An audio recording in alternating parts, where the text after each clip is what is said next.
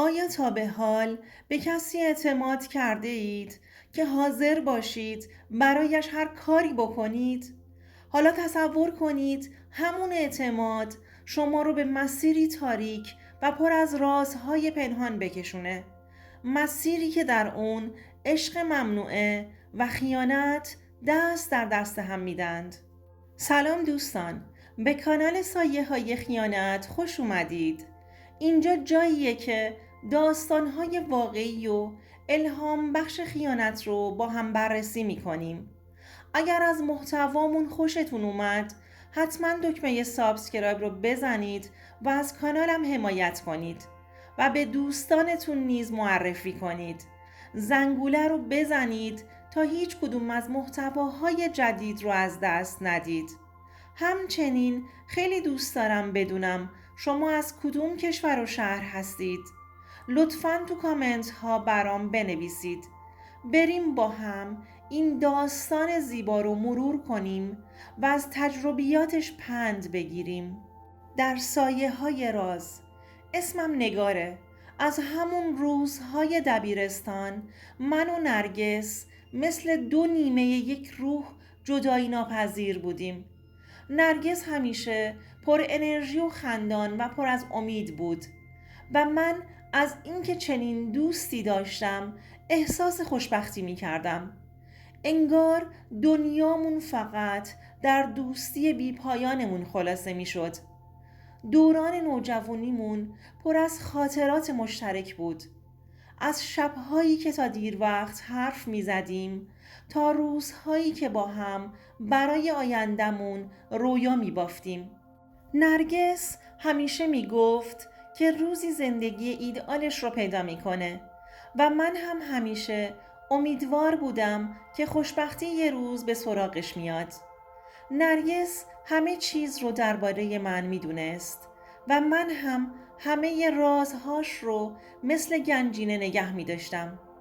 چند سال بعد وقتی که هر دومون به سن ازدواج رسیدیم، نرگس اولین کسی بود که خوشبختیش رو پیدا کرد و زودتر از من به آرزوش رسید.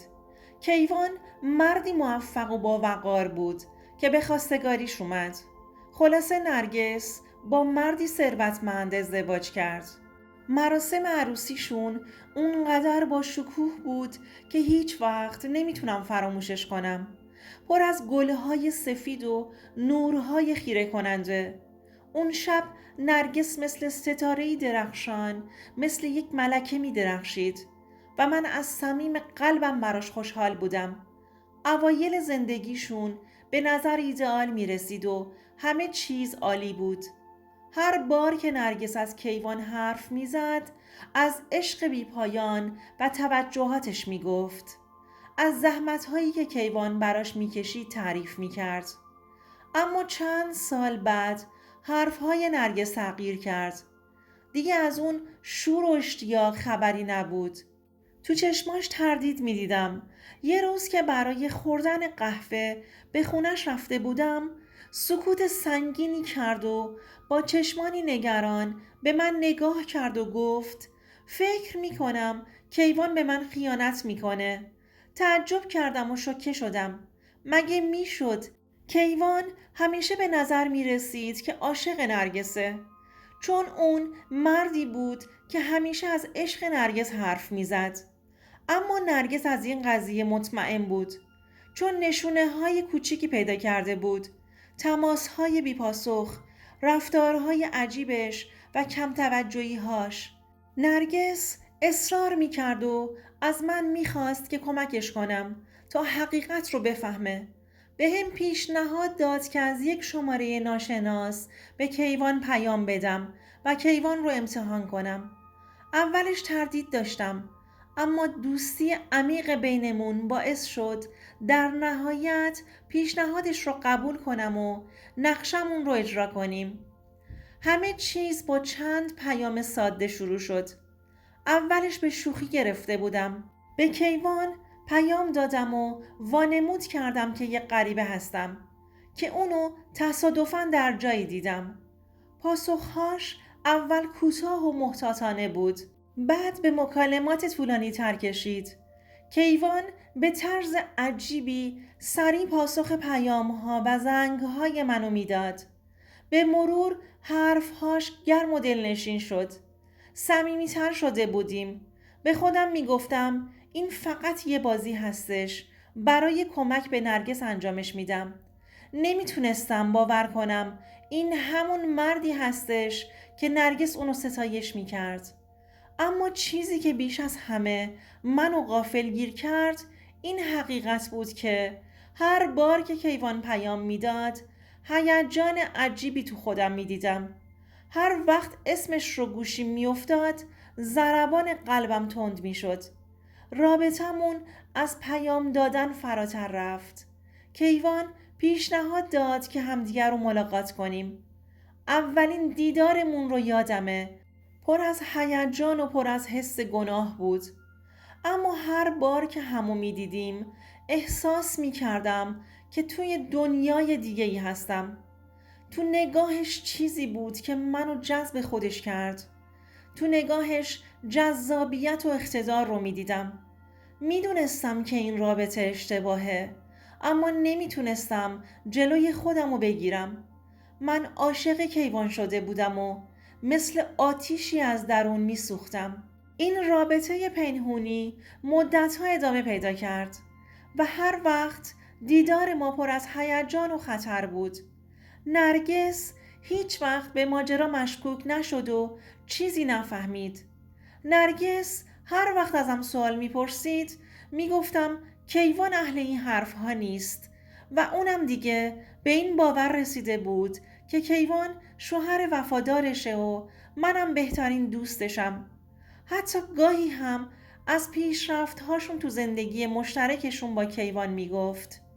هر بار که نرگس حرف میزد حس گناه هم عمیق‌تر میشد.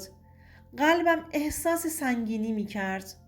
اما همیشه کیوان منو آروم میکرد و میگفت که هیچ وقت به نرگس چیزی نمیگی و اونم اصلا متوجه نمیشه و این فقط بین خودمونه. اما زیاد طول نکشید که ورق برگشت. یه روز که به دیدن کیوان رفتم رفتار سردش منو شوکه کرد. کیوان تصمیمش رو گرفته بود و به وضوح میخواست که این رابطه تموم بشه. وقتی ازش توضیح خواستم با حالتی سرد و بی احساس و با لحنی خشک گفت این بازی برای من تموم شده. چیزی به نرگس نمیگی. اگر هم بخوای حرفی بزنی باور کن برات خیلی گرون تموم میشه. اون لحظه دنیام رو سرم فرو ریخت. کیوان به وضوح از من استفاده کرده بود و حالا که دیگه نیازی به من نداشت منو کنار گذاشت. تمام عشقی که بهش داشتم به یک باره تبدیل به احساس خیانت و پوچی شد. درد خیانت مثل خنجری تو قلبم فرو رفت. بعد از اون روز دیگه نتونستم خودم رو ببخشم و به نرگس حتی نگاه کنم. رابطم با نرگس سرد شد. من عمدن ازش فاصله گرفتم. نه به خاطر خود نرگس، به خاطر باری که روی دوشم بود. افسردگی مثل یه سایه سنگین تو زندگیم افتاده بود. شبها با گریه به خواب می رفتم و صبحها با حسرت از خواب بیدار می شدم. دیگه نتونستم به کسی اعتماد کنم، حتی به خودم. کیوان همچنان زندگیش رو بدون تغییر ادامه داد.